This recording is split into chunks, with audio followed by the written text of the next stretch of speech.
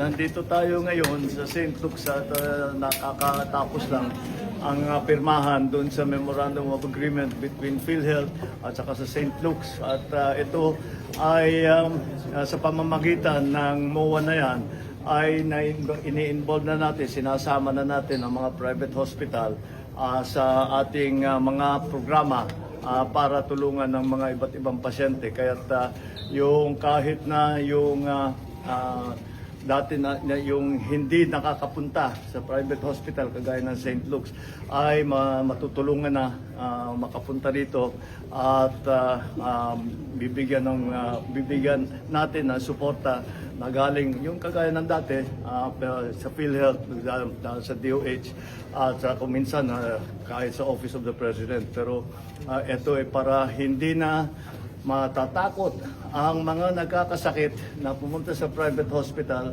dahil walang silang pambayad.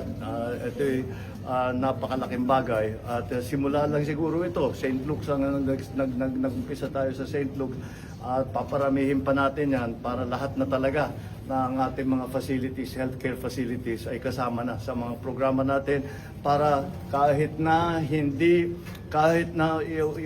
lang yung mga may kaya ang makakapunta sa ating mga private hospital para makakuha sila ng specialized na healthcare na kanyang kuminsan ay kinakailangan nila, ngunit wala silang pambayad kaya hindi sila lumalapit at hindi sila magpapatingin sa ating mga private hospital. Ito yung mga bago nating ginagawa para palawakin ang suporta na ibinibigay natin sa ating mga pasyente para patibayin, pagandahin ang ating healthcare system para mas marami tayong matulungan at maabot na rin natin yung ating pinapangarap na universal healthcare. Maraming salamat. Good morning.